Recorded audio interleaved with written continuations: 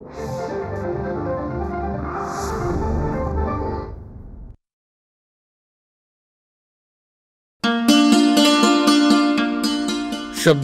वाटेवरती चल अक्षर अक्षर चालू, वाक्यांच्या अर्थामधले धडधडते अंतर खोलू, अर्थाच्या मागे दडल्या त्या सुखदुःखांना तोलू, कवितांच्या गोष्टी आणिक गोष्टींच्या कविता बोलू, शब्दांच्या वाटेवरती चल अक्षर अक्षर चालू.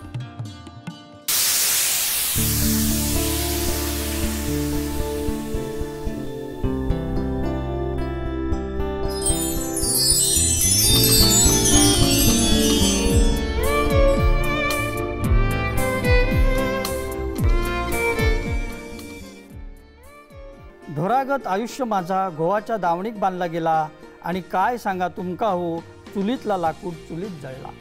भास तुझ्या केसातलं सुको वळेसर मन गाभरात गंध दरवळता, माहेराक तू गेलस तरी अवतीभोवती तुझो भास डागता. नमस्कार. अक्षरांच्या वाटेवर या कार्यक्रमाच्या आजच्या भागामध्ये आपण सगळ्यांचं मनपूर्वक स्वागत. असं म्हणतात रसिक हो की दर 14 मैलांवर मराठी भाषा एक नवं रूप धारण करते. अर्थातच मराठी भाषेला बोली भाषांचं खूप मोठं समृद्ध असं दालन वैभव लाभलेलं आहे आणि त्यातही मालवणी भाषेचा गोडवा काही आगळाच म्हटला पाहिजे. आजच्या बदलत्या काळामध्ये खरं तर ज्या बोली ज्यांचं वैशिष्ट्यच बोललं जाणं, त्यामध्ये साहित्य निर्मिती होणं हे सुद्धा फार महत्त्वाचं मानलं जातं बोली भाषांच्या संवर्धनाच्या दृष्टीने. आणि आज आपण अशाच साहित्यिकांची भेट घेणार आहोत की ज्यांनी मराठीबरोबरच मालवणीमध्ये सुद्धा विपुल साहित्य निर्मिती केली आहे. आज आपल्या भेटीला आलेले आहेत प्राध्यापक अविनाश बापट सर. नमस्कार सर. नमस्कार. समर्थदादा महाराज आणि रसिकांना नमस्कार. कार्यक्रमात आपलं मनपूर्वक स्वागत. नमस्कार. रसिका हो, सरांविषयी मला हे आवर्जून सांगावंसं वाटतं की सरांनी मराठी भाषेत तर विपुल साहित्य निर्मिती केली आहेच, पण मालवणी भाषेमध्ये त्यांनी विविध साहित्य प्रकार हाताळले आहेत. मग त्यामध्ये कविता, कथासंग्रह, कादंबरी, ललित लेखन अशा कितीतरी गोष्टींचा उल्लेख करता येईल. आणि रसिकप्रियतेबरोबरच पुरस्कारांची मान्यता सुद्धा सरांच्या साहित्याला मिळालेली आहे. सरांच्या खालाटी वलाटी या मालवणी कथासंग्रहाला र वा दिघे पुरस्कार मिळालेला आहे. त्याचबरोबर पंख छाटलेली या त्यांच्या मराठी पुस्तकालाही र वा दिघे पुरस्कार मिळाला आहे. इतकंच नव्हे तर त्यांच्या मालवणी मेवा या कविता संग्रहाला आरती प्रभू पुरस्काराने सन्मानित करण्यात आले. एका बाजूला सर वनस्पती शास्त्राचे प्राध्यापक म्हणून देवगडच्या सह केळकर कॉलेजमध्ये गेली 3 दशकाहून अधिक काळ कार्यरत आहेत. एका बाजूला विज्ञानाचे प्राध्यापक आणि दुसऱ्या बाजूला मालवणसारख्या अतिशय निसर्ग समृद्ध अशा भागामध्ये त्यांनी जपलेलं कविमन, असे त्यांच्या व्यक्तिमत्वाचे 2 ठळक प्रवाह सांगता येतील. आणि यातून निर्माण झालेला सरांचा हा विविधांगी आणि विपुल असा साहित्य प्रवास. सर देवगडच्या सह केळकर कॉलेजमध्ये गेली 3 दशकाहून अधिक काळ वनस्पती शास्त्राचे अध्यापक म्हणून काम करत आहेत. म्हणजे एका बाजूला विज्ञानाचे प्राध्यापक आणि दुसऱ्या बाजूला देवगडसारख्या अतिशय निसर्गरम्य वातावरणामध्ये सरांनी जपलेलं कविमन, हे सरांच्या व्यक्तिमत्वाचे 2 ठळक प्रवाह निश्चित म्हणता येतील. आजच्या गप्पांमधून या प्रवाहातून निर्माण झालेला हा विपुल साहित्य प्रवास, जो अतिशय विविधांगी सुद्धा आहे, त्याचे विविध पैलू नक्कीच आपल्यासमोर उलगडणार आहेत. सर, पुन्हा एकदा कार्यक्रमात स्वागत करत असताना आज 22हून अधिक आपण मालवणी साहित्य कृतींची निर्मिती केली.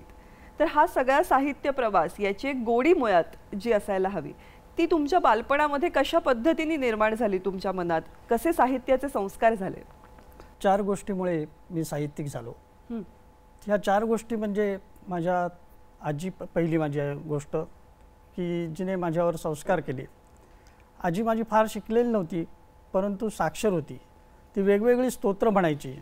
रामरक्षा, व्यंकटेश स्तोत्र, 11वा अध्याय आणि अशी बरीच स्तोत्र म्हणायची. सकाळी उठली की ती म्हणायला सुरुवात करायची आणि ती मी पाठ केली, ऐकून पाठ झाली म्हणजे ती स्तोत्र. आणि एखादं स्तोत्र विचारलं, अर्थ सांगायची ती. उदाहरणार्थ 11व्या अध्यायातलं कुक्कुट मरकट म्हणजे काय असं मी तिला विचारलं. त्यावेळी मी 8-9 वर्षाचा तिने असताना सांगितलं की कोंबडा आणि माकड.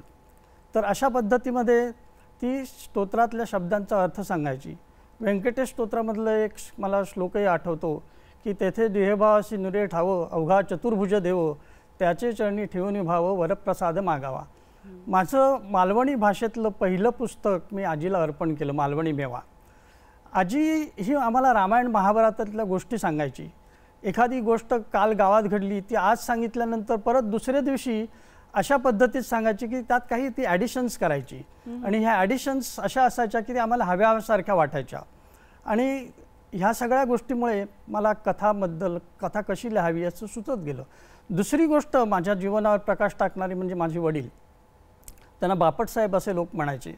ते शाळा तपासणी अधिकारी होते आणि जेव्हा शाळेत इन्स्पेक्शनला जायचे त्यावेळी ते 3 विषय त्यांच्या आवडीचे असायचे, इंग्लिश, गणित आणि मराठी. आणि मराठीवर ते प्रश्न विचारायचे, कविता म्हणायला सांगायचे विद्यार्थ्यांना आणि घरी आल्यानंतर अंगणामध्ये ते मला कविता म्हणून दाखवायचे आणि मला सांगायचे या कविता तू पाठ कर. त्यावेळच्या म्हणजे मी आज माझं वय 60 आहे, 50 वर्षापूर्वीच्या त्यांनी म्हटलेल्या कविता अजून माझ्या पाठ आहेत.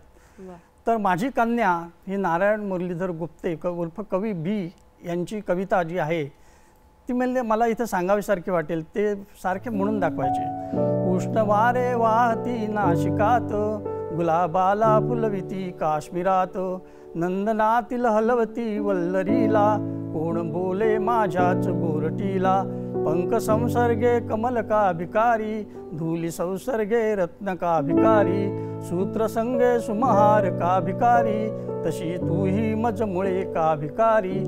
नंतर त्यांची दुसरी एक कविता आवडती असायची ती म्हणजे इंदिरा संतांची लाडकी बाहुली.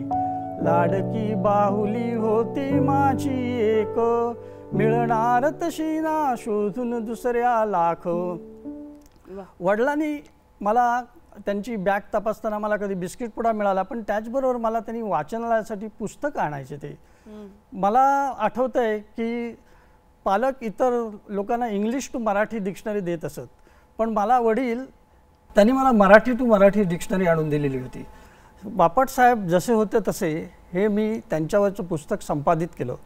त्यामध्ये त्यांच्यावर प्रेम करणाऱ्या लोकांनी लेख लिहिले, माझ्या कुटुंबियांनी लेख लिहिले आणि त्या मुद्दाम त्यांनी आवर्जून केलं की बापटसाहेबांना साहित्याची आवड होती. आणि हा जो कार्यक्रम प्रकाशनाचा झाला तो माझ्या भावाच्या घरी आईच्या वर्षश्राद्धाच्या दिवशी माझ्या आत्यानं सुनीता बाळकृष्ण केळकर हिनं केला. तिसरी गोष्ट माझ्यावर मी साहित्यिक झालो ती गोष्ट म्हणजे माझे गुरुजन वर्ग. मी SMG हायस्कूल देवगडचा विद्यार्थी, मॅट्रिक मी तिथं पास झालो. तिथं सगळे जे शिक्षक होते ते बाप माणूस होते. अध भिडे नावाचे एक सर होते. त्यांनी ध्वजवरा आज तुझा सन्मान, ज्ञानशील अंत पोबलाचे, श्रेयस हे वरदान, ध्वजवरा आज तुझा सन्मान हे गीत लिहिलं होतं. वर्गात ते जेव्हा यायचे त्यावेळी या कवितेमध्ये शिकवताना कुठला भाव आहे ते सांगायचे. म्हणजे दयाभाव आहे का, विडंबन काव्य आहे का, प्रेमभाव आहे का, हे असं ते शिकवायचे. एक दिवस दयाभावावरची कविता शिकवत असताना ते म्हणाले की दयाभाव कुठल्या शरीराच्या भागामध्ये निर्माण व्हावा लागतो, हात, तोंड, डोकं, पाय, असं त्यांनी मुद्दाम तिरकस प्रश्न विचारला. कोणी उत्तर दिलं नाही. मग मला म्हणाले बापट उभा राहा, या प्रश्नाचं उत्तर दे. मी त्यांना सांगितलं दयाभाव हा माणसाच्या हृदयात किंवा मनात निर्माण व्हावा लागतो. त्यांनी माझ्या पाठीवर येऊन थाप मारली आणि म्हणाले संपूर्ण वर्गामध्ये तुलाच फक्त एकट्याला मराठी कविता समजते. दुसऱ्या मॅडम माझ्यावर संस्कार करणाऱ्या म्हणजे ज्यांनी आमचं व्याकरण चांगलं करून घेतलं त्या म्हणजे रोहिणी भास्कर आठवले मॅडम. यांनी आमचं व्याकरण खूप चांगलं करून घेतलं. चौथी गोष्ट म्हणजे मला मिळालेली वाचनालय किंवा लायब्ररी. हिंदळे गावामध्ये 1980 सालामध्ये हिंदळे ग्रामोन्नती मंडळामार्फत वाचनालय सुरू झालं. तिथं लय शिंदे नावाचे एक गृहस्थ होते, ते आम्हाला पुस्तक द्यायचे आणि व्यायामसुद्धा घ्यायचे तिथं आमचे. त्यांनी मला भरपूर पुस्तकं दिली. मी त्यावेळी 11वी-12वीला नारिंगराला ज्युनियर कॉलेजला होतो. नंतर मला इथं अभिमान वाटतो की मी ज्या केळकर महाविद्यालयामध्ये प्राध्यापक आहे त्या लायब्ररीचा मला अभिमान वाटतो. संपूर्ण जिल्ह्यामध्ये आमची लायब्ररी आहे ती समृद्ध आहे. मी त्या लायब्ररीतली सगळी पुस्तकं जवळजवळ साहित्य विषयाची मी वाचून काढलेली आहेत. आणि अशा ह्या 4 गोष्टीमुळे मी साहित्यिक झालो असं तुम्हाला सांगावंसारखं वाटतं. नक्कीच. मला वाटतं किती वेगवेगळ्या प्रकारचे संस्कार म्हणजे आजीच्याकडून मौखिक परंपरा ही आहे, आपलं स्तोत्र वाङ्मय किंवा आपली जी एक भारतीय संचित आहे ते आहे साहित्याची आवड वडिलांकडून तुमच्यापर्यंत पोहोचलेली, गुरुजनांचे आशीर्वाद आणि तुम्ही म्हणालात तसं ग्रंथसंपदा जी ग्रंथालयातून तुमच्यापर्यंत पोहोचली। या सगळ्यातून तुमच्यातला लेखक घडत असताना कवितेकडे तुमचा विशेष ओढा आहे हे आत्ताही बोलण्यातूनही तुमच्या आलं। तर तुम्ही कवितेकडे कसं पाहता? कारण तुम्ही विपुल काव्य लिहिलेलं आहे, मराठी लिहिलेलं आहे, मालवणी सुद्धा लिहिलेलं आहे, तर तुम्ही कवितेकडे कसं पाहता? तुमच्यासाठी कविता काय? कवितेच्या मला 2-3 व्याख्या आठवतात। कोर्लीज नावाच्या एका तत्ववेत्यानं अशी व्याख्या केलेली आहे, the best word in the best order, उत्तम क्रमात आलेले उत्तम शब्द म्हणजे काव्य। आणि त्याच्यानंतर रुद्रट यांनी सुद्धा एक संस्कृत पंडितानं व्याख्या केली, ननु शब्दार्थी काव्यम, म्हणजे खरोखर शब्द आणि अर्थ म्हणजे काव्य, अशा पद्धतीची व्याख्या झालेली आहे। संस्कृतमध्ये आपली मानवी देहाची उपमा काव्याला दिली आहे। देह आणि आत्मा वेगळा करता येत नाही तसं काव्य आहे। त्याच्यानंतर ऋग्वेद हा जो वेद आहे त्याच्यातला धार्मिक ज्या काही बाबी असतील त्या आपण जरी बाजूला ठेवल्या तरी सुद्धा त्याच्यातलं काव्य हे अतिशय महत्त्वाचं आहे। शिल्प, चित्र, नर्तन, गायन, वादन ही जशी वेगवेगळ्या कला आहेत तसं काव्य लिहिणं आणि साहित्य निर्मिती करणं हे सुद्धा एक कला आहे। आणि ही जी कला आहे त्याचं माध्यम शब्द आहे। वेगवेगळे संत झाले, रामदास, तुकाराम, एकनाथ, ज्ञानेश्वर यांनी अभंग, ओवी, गवळण, वेगवेगळी भारुडं वगैरे असं लिहिलं आणि त्यांनी समाज प्रबोधनाचं काम केलं आणि समाज जागा केला। आणि त्यावेळी त्याची सजग समाज करण्याची जरुरी होती आणि तो समाज सजग होण्यासाठी त्यांनी काव्य माध्यमसुद्धा वापरलं। मी अशा दृष्टिकोनातून या काव्याकडे बघतो। नक्कीच, म्हणजे एका बाजूला काव्य ही आपली कवीची अभिव्यक्ती आहे, पण त्याचबरोबर समाजाचं प्रबोधन करणारं ही एक महत्त्वाचं साधन आहे। आम्हाला तुमच्या काही कविता ऐकायला मिळतील का? हो, मी कविता माझ्या वाचून दाखवणार आहे। तत्पूर्वी तुम्ही मगाचपासून म्हणताय की मालवणीबद्दल बोला म्हणून, तर मालवणीबद्दल मी थोडंसं बोलतो, म्हणजे मालवणी कविता वगैरे वाचताना लोकांना त्याचा चांगला इम्पॅक्ट होईल। नक्कीच। तर मालवणी भाषा ही खारेपाटणपासून दोडामार्गपर्यंत बोलली जाते। हिला पूर्वी कुडाळी भाषा असं सुद्धा म्हटलं जायचं। मच्छिंद्र कांबळी यांना याचं श्रेय द्यावं लागेल। आणि मच्छिंद्र कांबळींनी ही भाषा महाराष्ट्रातच नव्हे, भारतात नव्हे तर 7 समुद्रापार नेली त्यांच्या वस्त्रण या नाटकातनं। आणि मराठी भाषा पटकन वाचून समजते, पण मालवणी भाषा बोलायला सोपी आहे पण लिहायला आणि ती व्यक्त करायला कठीण आहे। मी ज्यावेळी माझे मालवणी कादंबऱ्या प्रकाशकांकडे न्यायचो त्यावेळी ते म्हणायचे की मराठी कादंबऱ्यांनाच आज कोण वाचक नाही आहेत, तर तुमच्या मालवणी कादंबऱ्या वाचणार कोण? पण हा सगळा प्रश्न राहुल प्रताप कुलकर्णी, रावा प्रकाशनचे प्रकाशक यांनी मिटवला। ते म्हणाले की मी मालवणी 2 कादंबऱ्या काढणार आहे आणि हा एक मी आपलं शिवधनुष्य उचलण्याचा माझा प्रयत्न आहे। आणि मी म्हटलं असं काही नाही आहे। मी त्यांना सांगितलं की मी शेवटी शब्दार्थ देतो, मालवणी शब्दांना मराठीत शब्द देतो म्हणजे वाचकांपर्यंत ते पोचतील।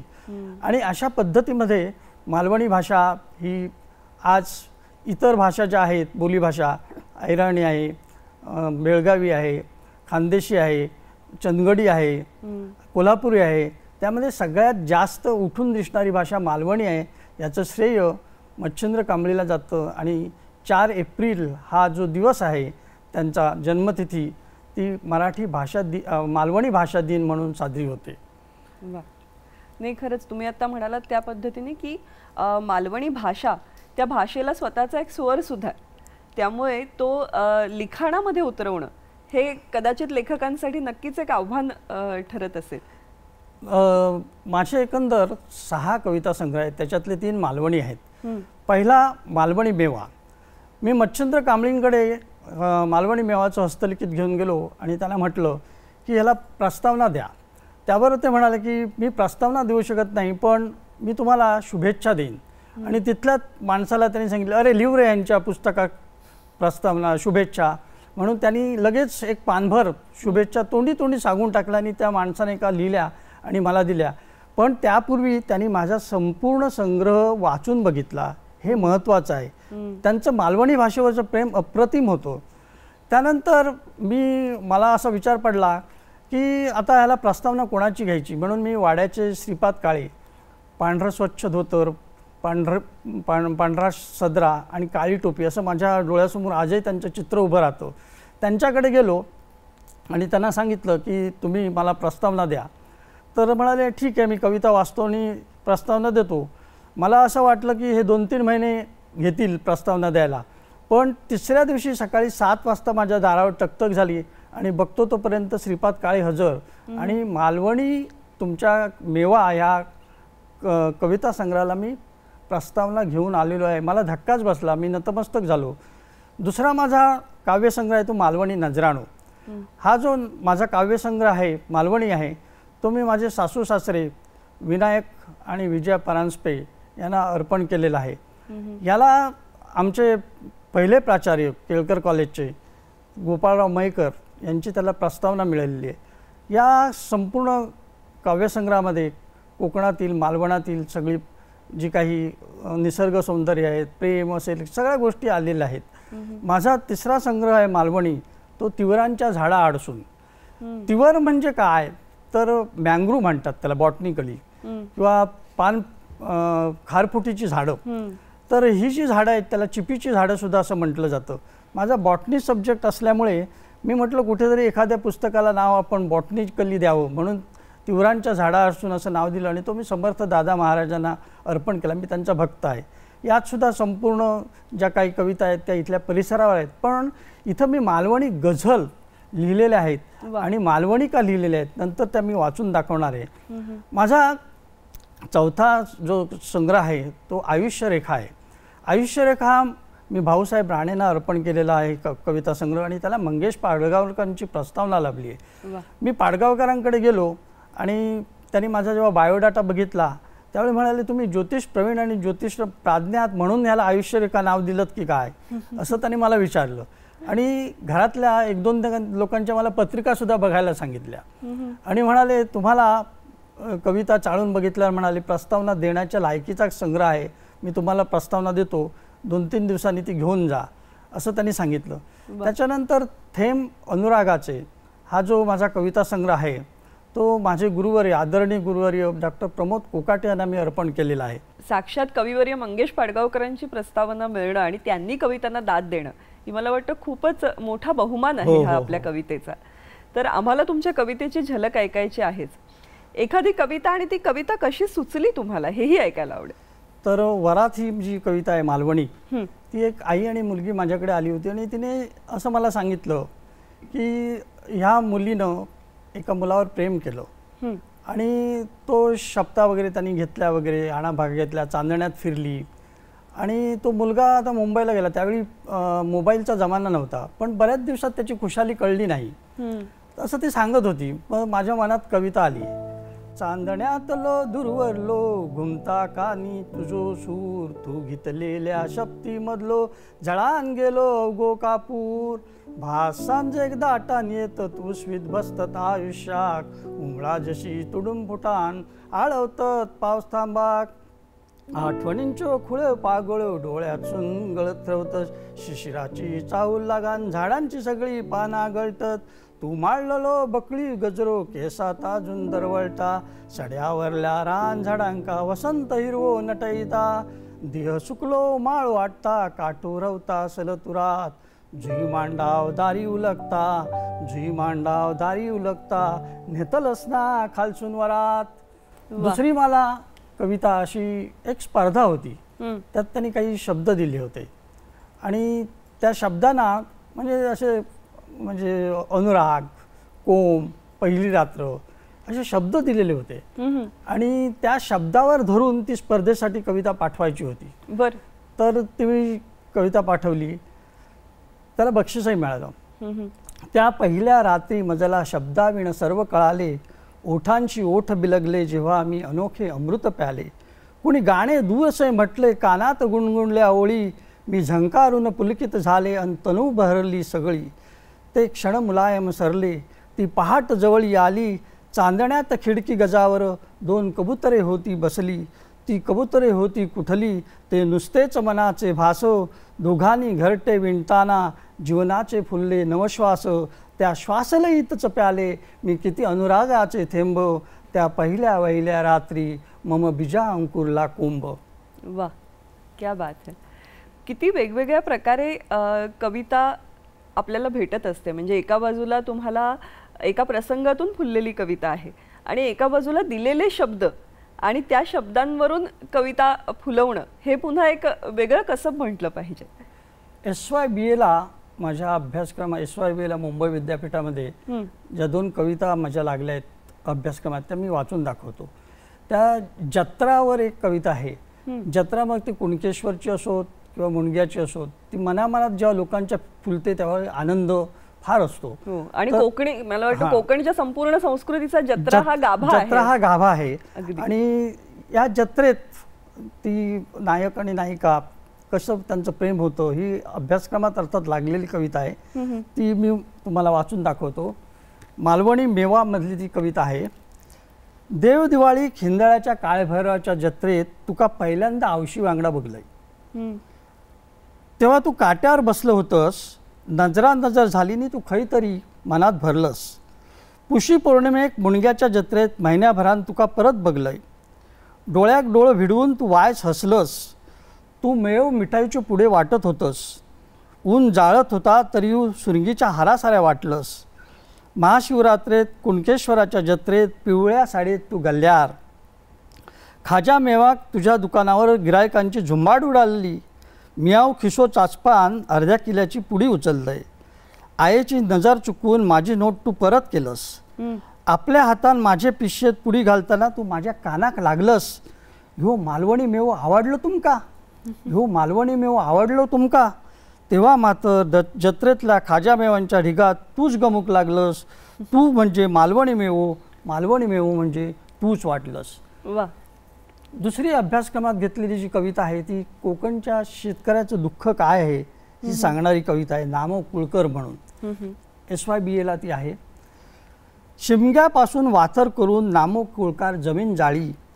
30 डालगी पान पतेरो अन 100 कौलांची उदेव होळी. शेतीपूर्वीच बैल गमावणा अवजतनेंतर कधी रोगानी. हेड्याकडे मगे तंगडा तोड प्रथा कुळकराची असा जुनी. मिरगाबरोबर तरवो पेरणा गावठी बियाणी रोप एक काडी. नांगरजू जगाल खरेदीक नामो लोकांची उपसी बावडी. बावडी म्हणजे विहीर. पेण पोता उदारावर वाण्याच्या कर्ज रोख्यावर खत खरीदना. सण एकच गणपती पूजेचो ऋण हयातभर फेडत रावणा. टाटा बिर्ला होचे बेत निलके इरी पापारी ह्यो मंत्रावर. स्वप्न ट्रॅक्टरा नांगरणीचा मळणी झोडणी करीन यंत्रावर. रोगाची लागणनी पावसाची दडी. भात पिकला तर जेमकेम खंडी. पोट जाळूक होयो म्हणून नामो मोठ्यांचे बागेत आंबे राखू गडी. शेवटचा जरा कडवं बघा. नाय रंगलो जर जीवन विडो. वागणूक त्याची साधून तोल. नशीब नाम्याचा मिरक किडो. जसो मखमाली पण माती मोल. इतकं कोकणचं एक चित्र त्याच्यामध्ये समोर उभं राहतं. एका बाजूला निसर्गाची समृद्धी आहे आणि त्याचबरोबर शेतकऱ्याचं दुःख आहे. त्याला सतत गरिबीशी आणि अडचणींशी करायला लागणारा सामना आहे. रसिका हो, एका बाजूला कोकणातलं मालवणी भाषेचं हे सौंदर्य आपण अनुभवतो आहोत. आज सरांबरोबर एका अर्थाने आपल्या गजाली सुरू आहेत असं म्हणायला हरकत नाही. तेव्हा या गप्पा, या गजाल असंच सुरू ठेवूया, पण आता वेळ एका छोट्याशा विश्रांतीची.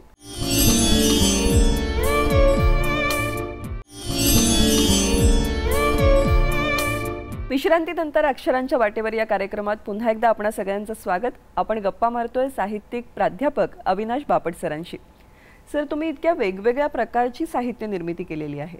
त्यामध्ये ललित लेखनही तुम्ही केलेलं आहे. खास करून तुमचा रानगंध हा जो संग्रह आहे ललित लेखनाचा, तर हे शीर्षकच फार गोड आहे, रानगंध.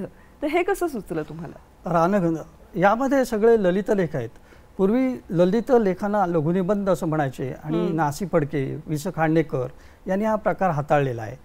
तर मी वनस्पतीशास्त्राचा प्राध्यापक असल्यामुळे मी निसर्गाचा अभ्यास केला आणि सगळ्याच विषयाचे मी ललित लेख लिहिले. आणि मी कोल्हापूरहून पुण्याला जात असताना एका धाब्यावर गाडी थांबली होती आणि त्या धाब्याचं नाव होतं रानगंध. आणि म्हटलं एवढं सुंदर साहित्यिक नाव धाब्याला कसं काय मिळालं. ज्यावेळी रात्रीचा प्रवास असायचा त्यावेळी हा धाब्याचं मी मालकाला काही विचारू शकलो नाही रानगंध नाव कसं ठेवलं. पण मी एकदा दिवसाचा प्रवास करत होतो आणि मी त्यांना विचारलं, काय हो तुम्हाला साहित्याची आवड आहे की काय. ते म्हणाले, का. तर म्हणाले रानगंध हे नाव मला साहित्यिक वाटतं. तर ते म्हणाले मागे जाऊन जरा बघा किती झाडं लावलेली आहेत आम्ही सुवासिक फुलांची. आणि मी मागे जाऊन गेलो, बघितलं तर 25-30 अशी सुंदर सुवास येणारी झाडं लावलेली होती. आणि खरोखर तो धाबा नसून रानगंध मला वाटला. आणि मग माझ्या या ललित लेख संग्रहाला मी नाव रानगंध असं ठेवलं. किती सुंदर. मला वाटतं जेव्हा एक संवेदनशील लेखक तुमच्यासारखा अनुभवत असतो, वेगवेगळे अनुभव वेगवेगळ्या व्यक्तींना भेटत असतो, तर त्यातूनही तुम्हाला साहित्य बीज गवसत असतात. जसं तुमचं पुस्तक आहे ज्याच्यात अनेक व्यक्तिचित्रण आहेत, चेहरे आणि चर्या. तर हे पुस्तक कसं घडलं, का लिहावं असं वाटलं? प्रत्येक वेळी आपण जेव्हा प्रवास करतो, इकडे तिकडे जात असतो, तेव्हा आपल्याला बरीच माणसं भेटत असतात. परंतु लेखकाचा चष्मा असेल तर ती व्यक्ती लिहिली जाते, नाहीतर हजारो व्यक्ती आपल्याला भेटत असतात, लोकांना भेटत असतात. या एकंदर पुस्तकामध्ये 22 व्यक्ती आहेत. त्याच्यातल्या काही कल्पनेतले आहेत, तर काही वास्तव आहेत, बऱ्याच वास्तव आहेत. पण लेखक म्हणून मला जेव्हा पत्र यायची त्यावेळी वाचक म्हणायचे की खरोखर सर या व्यक्ती तुम्हाला भेटल्या का, आम्हाला खऱ्याखुऱ्या या व्यक्ती वाटत आहेत. तर व्यक्तिचित्रण म्हणजे चरित्र नव्हे, यामध्ये काही कल्पित आहेत. मेमरी ड्रॉइंग सारखा प्रकार आहे. तर काही खऱ्याखुऱ्या व्यक्ती आहेत. खऱ्याखुऱ्या व्यक्तीला वाङ्मयी माणूसपणा येणं आणि कल्पित व्यक्तीला खरंखुरं माणूसपण येणं ही व्यक्तिचित्रणाची खूण असते. आणि ती माझ्या पुस्तकात दिसून येतं असं समीक्षक म्हणतात. वा, खूपच छान. म्हणजे ज्याला आपण पेपर बिंग्स असंही इंग्लिशमध्ये अनेकदा म्हणतो, तसं त्या कल्पित व्यक्तिरेखेला जिवंतपणा आणणं ही खरंच लेखणीची कमाल म्हटली पाहिजे. आणि अशा पद्धतीने अनेक कथाही तुमच्या आम्हाला अतिशय वास्तव वाटतात. आणि खास करून त्याचे विषय जे आहेत ते इतके वेगवेगळ्या प्रकारचे आहेत. म्हणजे एका बाजूला सापांवरही कथा लिहिलेल्या आहेत तुम्ही. तर हे मला फार अद्भुत वाटतं. तर हे कसे कथांचे विषय तुम्हाला गवसले आणि काय काय विषय तुम्ही हाताळले आहात, काय सांगाल? एकंदर माझे 8 कथासंग्रह आहेत. पहिला जो कथासंग्रह आहे तो म्हणजे हेडा ते हेड हा एक कथासंग्रह आहे. दुसरा म्हणजे काय, या शीर्षकाचा अर्थ काय? शीर्षकाचा अर्थ म्हणजे हेडा म्हणजे क्रय विक्रय करणारा गुरांचा माणूस असतो तो, आणि हेड म्हणजे हेड ऑफ द डिपार्टमेंट म्हणा. अच्छा, अशा पद्धतीमध्ये. बरं, अरे वा. हा स्त्रीवादी कथासंग्रह एक दुसरा माझा समाज दर्शनाचा खेळ. स्त्रीवादी संग्रह असं समीक्षक म्हणतात. स्त्रीवाद हा आधुनिक काळातला फेमिझम आपण म्हणतो त्याला, तो हा अलीकडल्या काळातला प्रकार आहे. माझ्या या कथासंग्रहातली प्रत्येक स्त्री ही तिच्यातलं गौणत्व न्यूनत्व झिडकारून देण्याचा प्रयत्न करत असते. आणि ती समाजासाठी एक आदर्श असते, ताठपाण्याने उभी राहण्याचा प्रयत्न करते. आपल्यातलं गौणत्व आहे ते झिडकारून देते. आणि इथं हा माझी बहीण दुर्दैवानं लवकर वारली, तिला तो रमा माधव कुंटे, तिला मी तो अर्पण केलेला आहे. थोडीशी याला दुःखाची झारलर सुद्धा आहे माझ्या. त्यानंतर सापांवरचा कथासंग्रह आहे. साप म्हटल्यावर शंकर आपल्या डोळ्यासमोर येतो. असितगिरी समस्यात कज्जलम सिंधू पात्रे सुरतरवरु शाखा लेखनी पत्रमुर्वी लिखती अधिगृहीत्वा शारदा सर्वकालम तदपि तव गुणाना मीशपानंद याती असं वर्णन केलेलं आहे महिम्न स्तोत्रामध्ये.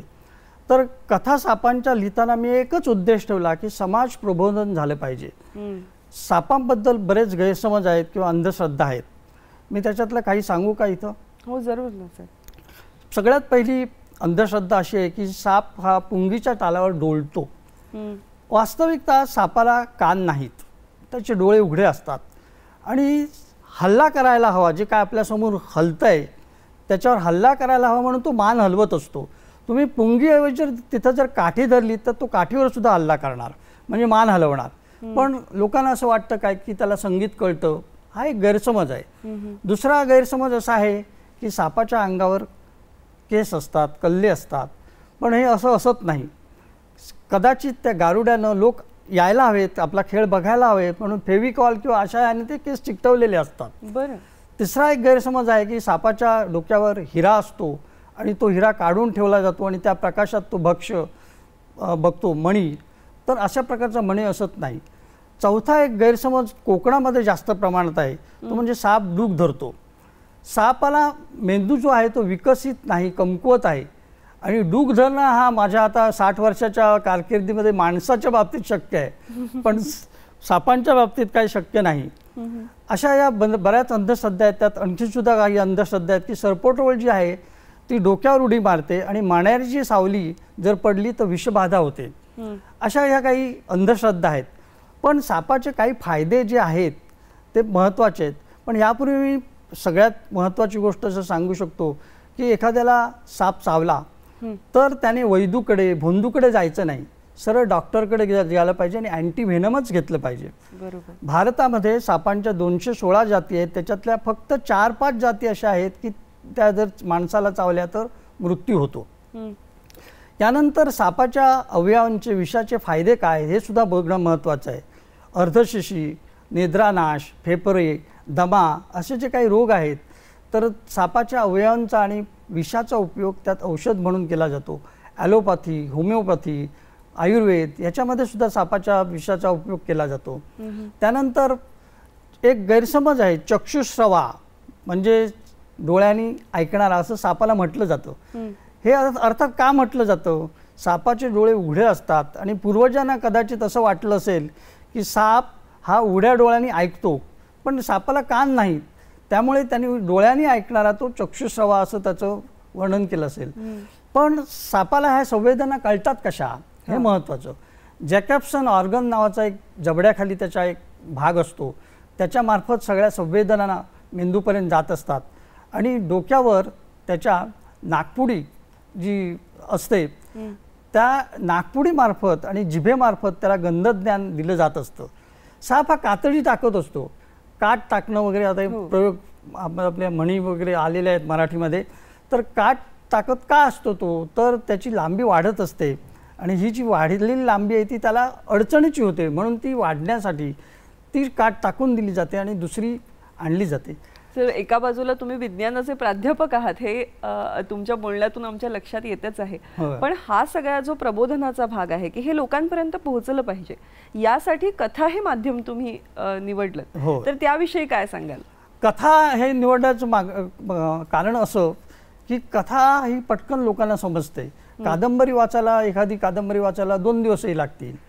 कथा वाचायला आपला कंटाळा आला, घालूया एखादी कथा वाचूया असं म्हणजे लवकर होऊ शकतं. कथा हा वाङ्मय प्रकार जो आहे तो कितीतरी अनादी कालापासून चालत आलेला आहे. कथा सांगणं, कथा ऐकणं. भारत ही लोककथांची तर खाणच आहे. वेगवेगळ्या कथा सांगितल्या जातात आणि ऐकल्या जातात. तर यामध्ये मी एक मुद्दाम अभ्यासपूर्ण पुस्तक लिहिलं, इथं क्षमा नाही म्हणून. हे एड्सवरचं पुस्तक आहे. एड्स हा आपल्या भारतामध्ये 1980 नंतर हा डिसीज आला, ॲक्वायर्ड ॲमिनो डिफिशियन्सी सिंड्रोम असं म्हटलं जातं. तर हे पुस्तक लिहिताना मी खूप मेहनत घेतली. म्हणजे इंग्लिश जर्नल वगैरे बघितली, पेपर वाचले, डॉक्टरांच्या मुलाखती घेतल्या आणि मुंबईत एका हॉस्पिटलला भेट दिली. जनरली असं असतं की त्यावेळी असायचं. आता एड्सचा जो काही आहे ते समाज प्रबोधनातनं भरपूर कमी झालेला आहे एड्स, पण 2000 सालाच्या दरम्यानमध्ये तेव्हा ती फार ज्वलंत समस्या होती. तर एका हॉस्पिटलमध्ये मी गेलो तर TB ज्यांना होतो त्यांना एड्स झालेला असतो असं म्हणतात. मी त्या TB हॉस्पिटलमध्ये गेलो तेव्हा दोन्ही बाजून असे पेशंट बसलेले होते, सांगाडे होते त्यांचे. आणि मी जेव्हा एंट्री केली त्यावेळी ते सगळे सांगाडे माझ्याकडे टका बघतायत असं वाटलं आणि माझ्या अंगावर शहारे आले. पण 1 डिसेंबर हा एड्स दिन साजरा, म्हणजे एड्स निर्मूलन दिन साजरा केला जातो आणि मला असं वाटतं की माझ्या ह्या पुस्तकाची दखल घेऊन गोवा सरकारने या माझ्या पुस्तकांच्या प्रती विकत घेतल्या. तर समाज प्रबोधन हा मुख्य उद्देश आहे. आता मी काही आता प्रकाशकांना मनोरंजकता हवी असते त्यांच्या, कारण खपाच्या दृष्टिकोनातून, तर मी काही भूतकथा लिहिलेल्या आहेत. बरं, या सापांच्या कथांविषयी आपण बोलतो आहोत तर एक कुतूहल आहे रसिक म्हणून की या कथांचं नेमकं स्वरूप काय? स्वरूप असं आहे की कोकणामध्ये पावसाळ्यामध्ये आणि इतर दिवसामध्ये प्रत्येक घरात एक ना एक साप घुसायचा. कारण पूर्वी घरं जी होती ती कौलारू होती, उंदीर असायचे आणि असे जे साप घुसले की त्यांना मारून टाकलं जायचं. खरं म्हणजे मारणं हे सापांना चुकीचं आहे, कारण ते उंदीर वगैरे खातात, शेतकऱ्याचे मित्र आहेत खरं बोललं तर काही लोकांच्या जीवनामध्ये साप आल्यानंतर काही घटना घडल्या अशा की जिथं प्रबोधनाची आवश्यकता होती, म्हणून मी अशी काही पात्र निर्माण केली कथेमध्ये की जी समाज प्रबोधन करतायत असं दाखवलं जाईल. मग त्याच्यात सगळे विषय आले त्याच्यामध्ये, पण मुख्य हेतू असा राहिला की हे प्रबोधन कसं होईल आणि समाजापर्यंत कसं पोचलं जाईल. नक्कीच. किंवा आता तुम्ही जो उल्लेख केलात की एड्सच्या संदर्भामध्ये जनजागरणाची गरज आहे, तर तेही तुम्ही कथारूपाने मांडलत. तर हे मांडत असताना लेखक म्हणून काय आव्हानं नेमकी तुम्हाला येतात समोर? कारण त्याच्यात रंजकताही ठेवावी लागते आणि त्याबरोबर प्रबोधनही साधायचं आहे. लक्ष्मी असता तुझ्या दारी का जाशी माडीवरी, असं एक स्लोगन मी लिहिलं होतं त्यावेळी. बऱ्याच स्लोगनसुद्धा मी दिलेले आहेत, आता सगळ्या इथं सांगत नाही टाईम अभावी. तर एड्स हा त्यावेळी असा विचित्र रोग होता की माझ्या एका मित्राला एड्स झालं हे मला कळलं. एक लॅब असिस्टंट मुंबईतला होता माझ्या ओळखीचा, त्याला एड्स झालं हे कळलं आणि मला खूप वाईट वाटलं. आपण काहीतरी समाजासाठी केलं पाहिजे, नुसतं प्राध्यापक होऊन आणि आपला विषय शिकून हे भागत नाही, अशी मला त्यावेळी सतत जाणीव होत राहिली. कारण पुस्तकातलं वर्गात जाऊन शिकवणं हे नुसतं आमचं ड्युटी झाली, ती आम्ही बजावतोच, पण आपण समाजासाठी देणं काय लागतोय.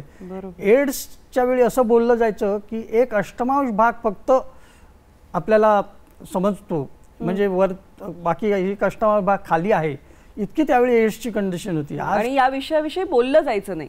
मुख्य म्हणजे समाजामध्ये त्याविषयी चर्चा होत नव्हती, जाणीव नव्हती, समाजामध्ये लोक जागृत नव्हते. आता ते असे लोक जागृत झालेले आहेत आणि त्याचे सकारात्मक परिणाम आपण आता पाहतो. खूप मोठ्या प्रमाणात याचा जो धोका होता तो आता कमी झालेला दिसतोय. सर, एका बाजूला हे सगळं असताना तुमच्या साहित्याने भूताखेतांच्या गोष्टी, म्हणजे कारण कोकण असं म्हटलं की रंगवून सांगितल्या जाणाऱ्या भूताखेतांच्या गोष्टी आणि त्या गप्पा, हाही त्याचा एक त्या सगळ्या वातावरणाचा महत्त्वाचा भाग आहे. तुम्ही त्यावरही लिहिलं आहे, तर ते कशा दृष्टीने लिहिलंय? ज्यावेळी मी थोडासा अध्यात्माचा अभ्यास केलेला आहे, मृत्यूनंतरचं जीवन काय अशी पुस्तकं वाचली आहेत, आबल भागवतांची पुस्तकं वाचली आहेत. मला काही दिवाळी अंकांनी मी काही भूतांच्या कथा लिहिल्या आणि प्रकाशकांना दाखवल्या. ते म्हणाले मनोरंजनासाठी आमचं हे दुकान चालायला हवं म्हणून अशा आणखीन काहीतरी कथा लिहा तुम्ही आणि आमच्याकडे आणा. तर ह्या कथा लिहित असताना सद्गुणी पिशाच्च असं मी नाव दिलं. तर पिशाच्च सद्गुणी असतात का असा मला लोकांनी प्रश्न विचारला. तर पिशाच्च सद्गुणी असतात. आधी पहिलाच प्रश्न तरी मला विचारायचे, पिशाच्च असतात का? आता सध्या एलियन्स असतात का हा प्रश्न विचारला जातो. कुठेतरी त्याची फोटो काढले जातात, पाश्चात्य देशामध्ये भूतांचे सुद्धा फोटो काढले जातात. तर मरणोत्तर जीवनासंबंधी फार कुतूहल आहे. मृत्यूनंतर पुढं काय? भस्मीभूतस्य देहस्य पुनरागमनं कुता, असं संस्कृतमध्ये म्हटलंय की एकदा भस्म झालं देहाचं की पुढे काही नाही. पण कुताच्या पुढे जर प्रश्नचिन्ह लावलं तर 3 शक्यता असू शकतात. म्हणजे आपली जी संस्कृती सांगते त्यानुसार एक पुनर्जन्म असू शकतो, किंवा वासना जर अत्यंत जास्त प्रमाणात राहिल्या तर पिशाच्य योनी प्राप्त होऊ शकते. आता वासना कुठल्या? तर मनुष्य जगताना काम, क्रोध, खेद, दुःख, सूड घेणं ह्या वासनांचं गाठोडं घेऊन जगत असतो आणि त्या जर तीव्र असल्या तर पिशाच्य संज्ञा प्राप्त होते. सगळीच पिशाच्य होत नाही, काहींना मुक्तीसुद्धा मिळते. आपल्या भगवद्गीतेत सांगितलेलं आहे मृत्यूबाबत किंवा आत्म्याबाबत, नैनन छिंदंती शस्त्राणी नैनन दहती पावका न चैनन क्लेदयन त्यापो न शोषयती मारुता. मी भटणीचं भूत नावाची एक कथा लिहिली आणि एक प्राध्यापकाने ते रात्रीचं पुस्तक वाचलं 10 वाजता आणि मला फोन केला आणि म्हणाले की मी आज एकटाच आहे इथं झोपायला, तू माझ्याकडे येतोस का झोपायला, मला ते जरा भीती वाटते. तर मी त्यांना म्हटलं काही भिवू नका, तुम्ही सद्धर्मानं चालणारे आहात, त्यामुळे तुम्हाला काही भूताची भीती वाटण्याचं कारण नाही. तर या संदर्भात असं सांगता येईल की जो मनुष्य आयुष्यभर चांगल्या मार्गाने जातो, सद्धर्मानं जातो, चांगला वागतो, सूड भावना ठेवत नाही, त्याला सुखाचं मरण किंवा मरणोत्तर सुख लाभतं. आणि हे जे करत नाही त्याला दुःखाचं मरण किंवा मरणोत्तर दुःख वाटणीला येतं. त्याच्या विज्ञानाच्या दृष्टीने मृत्यू म्हणजे काय तर जाणीवेचा मृत्यू, जाणीवाचा अभाव म्हणजे मृत्यू, आणि पेशींची कमतरता किंवा पेशींची क्रियाहीनता म्हणजे मृत्यू असं हे आहे. तर हा संग्रह माझा खूप गाजला. तर कोकणामध्ये भूतं आहेत, भूतं दिसतात असं म्हणतात, ते खरं आहे, काही लोकांना दिसलीही असतील. जन्म आणि मृत्यू हे मानवी मनाच्या नित्य कुतूहलाचे विषय राहिलेले आहेत आणि लेखक आपल्या प्रतिभेतून, लोकपरंपरेतून आलेल्या संचितातून त्याकडे किती वेगवेगळ्या प्रकारे बघत असतात हे मला वाटतं सरांच्या बोलण्यातून आपल्या लक्षात येते. सरांनी वेगवेगळ्या प्रकारचं लेखन केलंय. अगदी अलीकडे आपण सगळ्यांनी, संपूर्ण विश्वाने जे संकट झेललं त्या कोरोना काळाविषयी सुद्धा त्यांची लेखणी बोलती झाली आहे. याविषयी आपण बोलूया, पण आता वेळ एका छोट्याशा विश्रांतीची.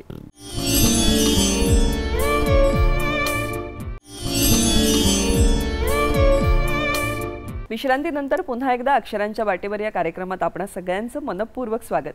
आपण गप्पा मारतो आहोत साहित्यिक प्राध्यापक अविनाश बापट सरांशी. सर, आता लॉकडाऊन आपण सगळ्यांनीच अनुभवला, पण तुमच्या मधल्या लेखकाने त्या लॉकडाऊनचा एक पैलू अतिशय समर्थपणे हाताळला आणि त्यातून एक साहित्यकृती निर्माण झाली. तर त्याविषयी आम्हाला सांगा. वृत्तपत्रात अशा बातम्या यायच्या की त्या भयानक असायच्या, मृत्यू किती झाले, काय झाले. आणि हा जो कथासंग्रह आहे, आपला कादंबरी आहे, ती लिहिताना मी अभ्यास केला आणि अभ्यासपूर्ण मी ती कादंबरी लिहिली. ही कादंबरी मी कोरोनानं लाखांनी जे लोक वारले आणि कोरोना योद्धे आहेत त्यांना अर्पण केली. श्रीकृष्ण जोशी नावाच्या प्राध्यापकांनी त्याला प्रस्तावना लिहिली. त्यात ते म्हणतात की जगाच्या दृष्टीनं चिंतनाचा आणि चर्चेचा जो विषय आहे तो अत्यंत प्रभावीपणे अविनाश बापट सरांनी मांडलेला आहे. इथं मी कितीतरी, म्हणजे एक मुलगी सायकलने 1000 किलोमीटर गेली, किंवा अंत्यविधीसाठी काही परवानगी मिळताना अडचणी आल्या, किंवा त्यांना व्हॉट्सअपवरनं अंत्यविधी बघावे लागले. इतक्या मनाला हेलावून टाकणाऱ्या गोष्टी होत्या की ह्या कुठेतरी आल्या पाहिजेत. हे जर सगळं कादंबरीत आलं तर वाचकाला ते आवडेल. नुसतं मी ते सायंटिफिकली दिलं किंवा असं दिलं तर ते लोकांच्या दृष्टीने रटार होईल. आणि म्हणून मी त्याला कादंबरीचं, त्या पुस्तकाला असं म्हणता येईल की हनीमूनच्या कथानकाला विज्ञानाचं पार्श्वसंगीत दिलं असं म्हटलं तर ते योग्य होईल. म्हणून या दृष्टिकोनातून हा कादंबरी एक डॉक्युमेंटरी म्हणून 100 वर्षांनी बघता येईल असं मला वाटतं. लोकांना तो अनुभव येईल. 100 वर्षापूर्वी कोरोना कसा होता. खरं. आणि हे पुन्हा मालवणी भाषेत आपण लिहिलं. मालवणी भाषेत लिहिलं. मालवणी भाषेतली बहुतेक पहिलीच कादंबरी आहे विज्ञान विषयावर. आणि खालाटी वलाटी ही जी माझी कादंबरी आहे ती कादंबरी त्याला रवा दिघे पुरस्कार मिळाला.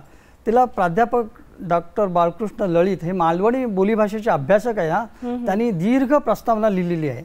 बरं. ही जी राधा नावाची तिथं जी व्यक्ती आहे, स्त्री आहे, ती खालाटीतनं वलाटीत जाते. खालाटी म्हणजे काय असा प्रश्न असेल. तेच विचारणार होतो मी की खालाटी म्हणजे नेमकं. खालाटी म्हणजे समुद्र किनाऱ्यावरची गावं आणि वलाटी म्हणजे सह्याद्री पायथ्याची गावं. बरं. ही जी राधा नावाची आहे ती खालाटीतनं वलाटीत लग्न होऊन जात असते आणि दोन्हीकडचं तिला अनुभव येत असतात, अनुभव विश्व. या कादंबरीमध्ये सामाजिक, आर्थिक, नैतिक आणि सगळं लोकजीवन कोकणातलं आलेलं आहे. 1980 या दशकातली कादंबरी ही आहे. आणि ही कादंबरी अशी आहे की एक तो मापदंड ठरावा, मालवणी भाषेचा मापदंड ठरावा किंवा अनुपम लेणं ठरावं. एखाद्या वेळी कोणाला आवडली तर अभ्यासक्रमात सुद्धा लावली जाईल, कारण मालवणी साहित्य फार कमी आहे. तर असं म्हणेन मी की खाडीकिनारी किंवा समुद्रकिनारी समुद्र मोठ्यानं गरजतो, वारा सुटलेला असतो, तो त्या राधेच्या तनामनात भरतो. तसंच ती ज्यावेळी तिकडे जाते, म्हणजे वलाटीला जाते, तिथं रोरावणारा पाऊससुद्धा तिच्या शरीरात झिरपत जातो. तशी कादंबरी लोकांपर्यंत पोचेल असं मला त्याच्याबद्दल आशावाद वाटतो. नक्कीच. इतके वेगवेगळे विषय हाताळत असताना बालसाहित्याकडेही तुम्ही फार गांभीर्याने पाहिलेलं आहे आणि मुलांसाठी साहित्य निर्मिती करणं हे सुद्धा तुम्ही केलेलं आहे आणि त्यामध्ये अनेक प्रकारे लिखाण केलेलं आहे. तर याविषयी काय सांगा. बालसाहित्य आणि कादंबरी लिहिणं हे माझ्या दृष्टीनं जरा कठीण आहे. कारण बालसाहित्य लिहित असताना आपल्याला एकदम त्यांच्या मनाचा विचार करून त्यांना रुचेल असं, संस्कार होईल असं लिहिणं महत्त्वाचं आहे. त्यांच्यासाठी काहीतरी लिहून चालत नाही.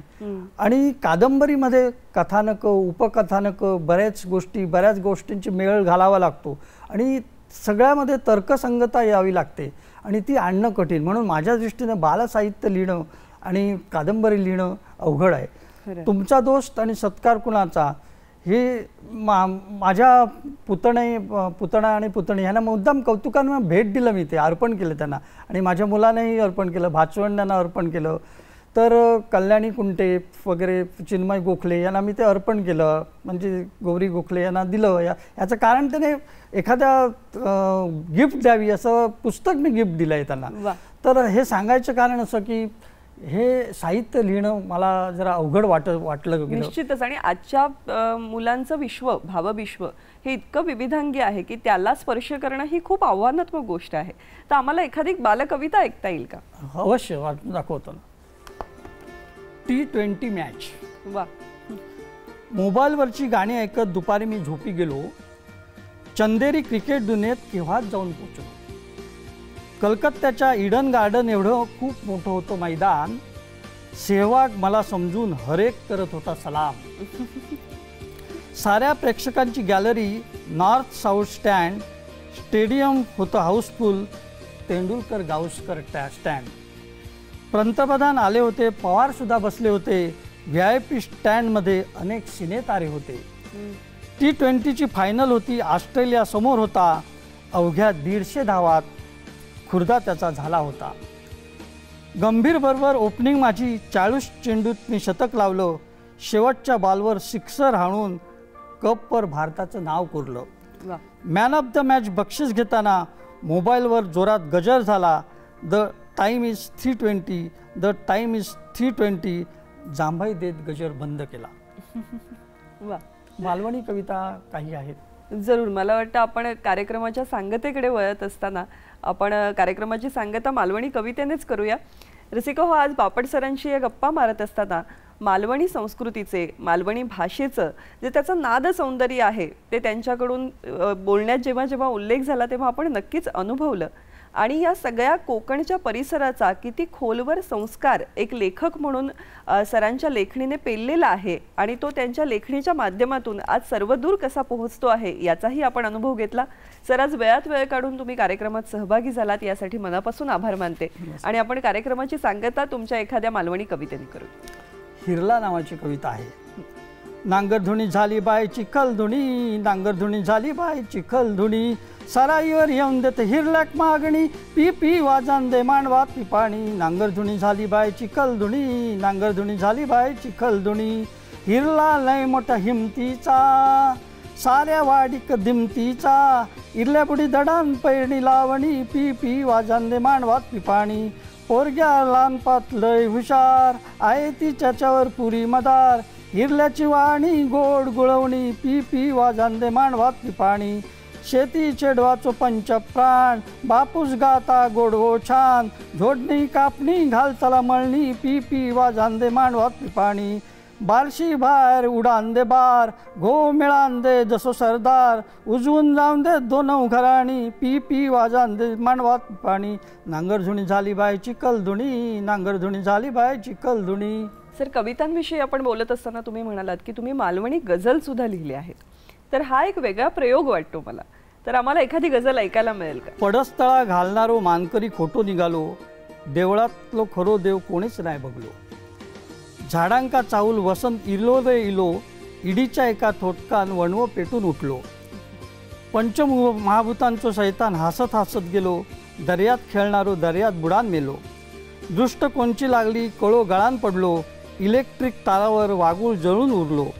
बुजगावण्या उभ्या राहला तरी शेतात चोर घुसलो. दूध पिऊक दाण्यातला आता सरावलेलो. धर्मशाळेतलो साधू मुक्कामी खै रवलो. घराचो आधार पासीट आज झालो. तहाशिवाय युद्ध मियाव जिंकलेलो. अवी तुझ्या शत्रून पांढरा निशाण देखवलेलो. वा. गझलप्रमाणेच म्हणजे मराठीमध्ये जे वेगवेगळे काव्यप्रकार आहेत त्यात अलीकडच्या तरुणांचा अतिशय आवडता म्हणजे चारोळी. आणि अगदी 4च ओळींमध्ये खूप आशय सांगणं हे चारोळीचं एक वैशिष्ट्य म्हटलं जातं. तर तुम्ही मालवणीत चारोळ्या लिहिल्या आहेत. मला वाटतं असा प्रयत्न पहिल्यांदाच झाला. हो, पहिल्यांदाच झाला. आणि त्याला मी मालवणी का असं नाव दिलंय. अरे वा. तर काही वाचून दाखवतो तुम्हाला मी. जरूर. माझोकडे लोट. तू भेटलस आणि मी नवस चटकन बोलान गेलोय. लग्नानंतर कळला माका माझो कोडेलो म्याच केलं. पावला दुसरी चारोळी आहे, मालवणिक आहे. पावला खंय तरी लकाकला, खंय तरी चमकला, झाडा रवली उभ्या निटत, रस्तो घेत गेलो वळण वळण, आणि पावला त्यावरसून मुठी पडत. तुका बघलंय की रात्राणी अन माझ्या मनातलो निशिगन भरता. तुका बघलंय की रात्राणी अन माझ्या मनातलो निशिगन भरता, मन माझा मोकळा करूक तुझ्याशिवाय खंय कोण असता. निश्चितपणे मला वाटतं हा अतिशय महत्त्वाचा मुद्दा आहे. म्हणजे मालवणी भाषेच्या संदर्भातच नाही, मराठीच्या खरं तर इतक्या विविध बोली आहेत, तर प्रत्येक प्रादेशिक बोली ही जपण्याचा प्रयत्न झाला पाहिजे. आज तुम्ही इतक्या मोठ्या प्रमाणावर मालवणी साहित्याची निर्मिती करता आहात, तर असे जे इच्छुक असतील, लेखक असतील, कवी असतील की ज्यांना मालवणीमध्ये लिहावंसं वाटतं किंवा बोली भाषेत लिहावंसं वाटतं, त्यांना तुम्ही काय सांगाल? बोली भाषेत लिहिताना त्यांनी प्रथमतः न्यूनगंड सोडून दिला पाहिजे. आज मराठीचा जो विस्तार झालेला आहे त्या प्रमाणात मालवणीचा विस्तार झालेला नाही. कादंबरी किंवा कविता संग्रह फार अगदी दुर्मिळ आहेत. लेखक त्याच्याकडे वळतच नाहीत, आणि वळले तरीसुद्धा त्याच्यात मालवणी असत नाही. जास्त करून मराठी शब्दांचा सुद्धा भराणा असतो. काही मी कविता बघितल्या त्या मालवणीच्या टायटल खाली होत्या, पण त्याच्यामध्ये मराठी शब्दांचा भराणा होता. हे त्यांनी कटाक्षानं टाळलं पाहिजे. आपल्याला एखादा प्रतिशब्द मराठीत जो आहे आपण वापरला, त्याच्याऐवजी मालवणी कुठला प्रतिशब्द आपल्याला मिळेल का, त्याचा शोध घेतला पाहिजे. आणि त्याच्यासाठी वयोवृद्ध लोक जे आहेत, अजूनही शिल्लक आहेत, हयात आहेत, त्यांच्यापर्यंत पोचलं पाहिजे, त्यांच्याशी बोललं पाहिजे, त्यांच्याशी संवाद साधला पाहिजे की त्यांच्याकडनं काही आपल्याला शब्द नवीन मिळू शकतील आणि ते आपण भाषेत आणू शकू. असं जर झालं तर मच्छिंद्र कांबळीनंतर मालवणी भाषेचा विकास आणखीन जोरात होईल असं मला वाटतं. नमस्कार.